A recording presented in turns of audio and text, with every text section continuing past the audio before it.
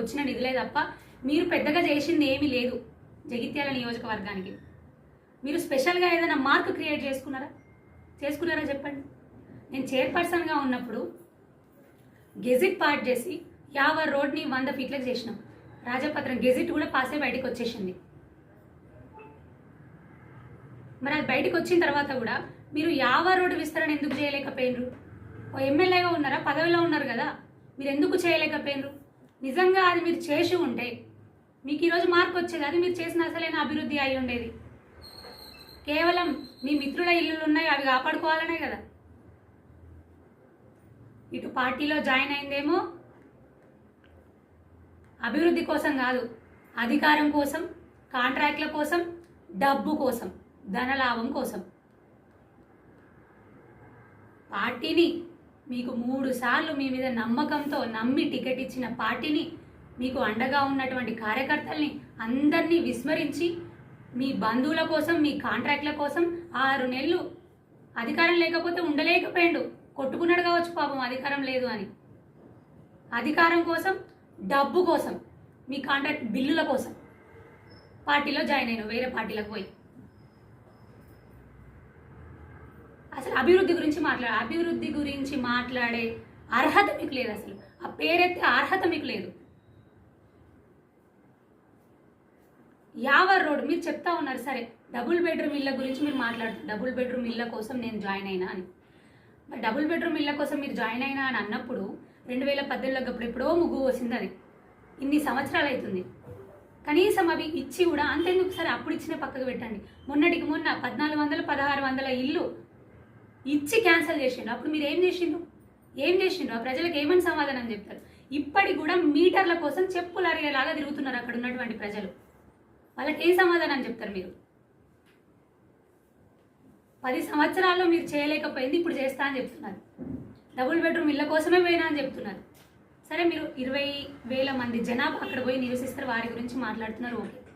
కానీ అభివృద్ధి అంటే కేవలం డబుల్ బెడ్రూమ్ ఇల్లు మాత్రమే కాకుండా ఇంకా చాలా అభివృద్ధి ఉంది. లక్షల మంది రోజు నడిచేటటువంటి యావర్ రోడ్డు ఉంది. యావర్ రోడ్డు మీద మీ స్టాండ్ ఏంటి? బీజేపీ పార్టీ యావర్ రోడ్డు ఎక్స్టెన్షన్కి కట్టుబడి ఉంది. అక్కడ నా కుటుంబ సభ్యుల ఇల్లుంది. నేను చెప్తా ఉన్నాను, మీరు ఫండ్స్ తీసుకోండి, రేవంత్ రెడ్డి గారిని అడిగి ఫండ్ తీసుకొని రండి. ముందుగా మా ఇల్లులే మేము కూడా కొట్టించుకుంటాం. నేను చెప్తా ఉన్నాను, మీడియా ముఖంగా ప్రజలందరి చూస్తూ ఉన్నారు కదా, నియోజకవర్గ ప్రజలందరూ చూస్తూ ఉన్నారు కదా. నేను చెప్తా ఉన్నా, మా భారతీయ జనతా పార్టీ అంత సంపూర్ణ మద్దతు ఇస్తుంది. ముందుగా మా కుటుంబ సభ్యులు మా ఇల్లు అక్కడ ఉంది, అదే నేను కూలగొట్టుకుంటాను నేను చెప్తా ఉన్నా. తీసుకురండి, చూద్దాం.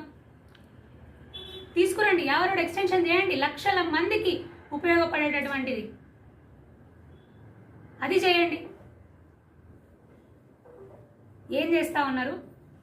ఇప్పుడు పార్టీలకు వచ్చి పాపం పెద్ద మనుషుల్ని చూడకుండా అగౌరవపరుస్తూ ప్రజాస్వామ్యబద్ధంగా ప్రజలు నమ్మి మీకు ఓటేస్తే ఆ తీర్పుని శిరస వహించకుండా ఆ తీర్పుని పక్కకు పెట్టి అగౌరవపరిచి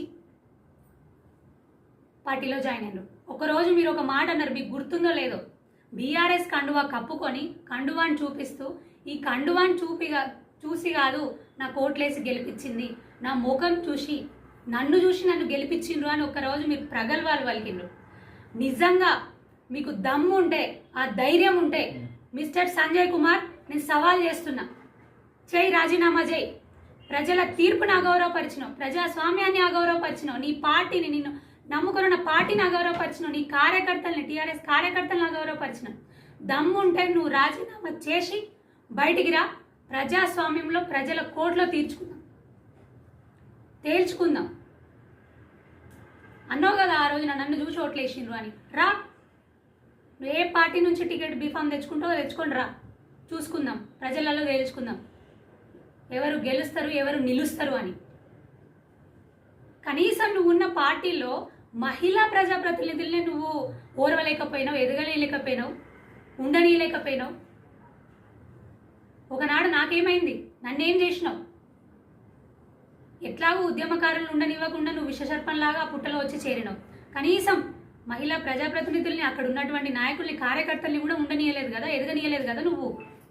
మొన్నటికి మొన్న ఒక ఆడబిడ్డ స్టేజ్ మీద ఈ విషయాన్ని చెప్పింది, ఒక ప్రజాప్రతినిధి. ఓర్వలేకపోయాడు నన్ను అని. దేనికి తార్కాణం ఇది?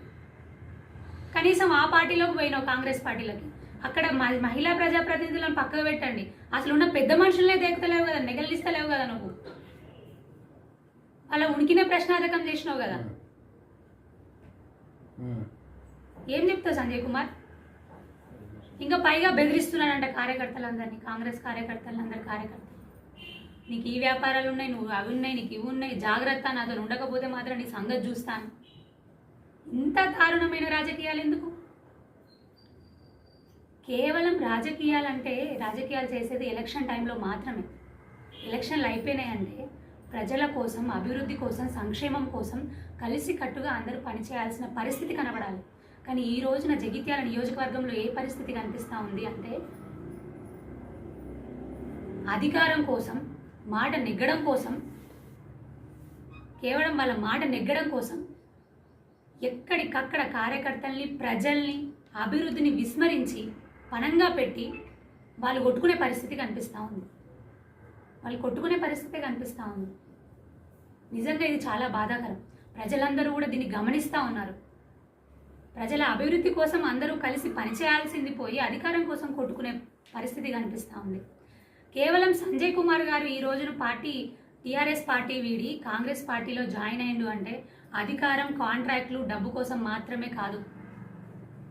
మీకు అందరికీ తెలియని ఇంకో కోణం ఉంది. Phone tapping issue. Phone tapping ఇష్యూలో ఉన్నటువంటి ప్రధాన సూత్రధారులు, నిందితులు ఎవరైతే ఉన్నారో సంజయ్ కుమార్ బంధువులు స్వయాన్ని ఈ విషయాన్ని మునుగోడు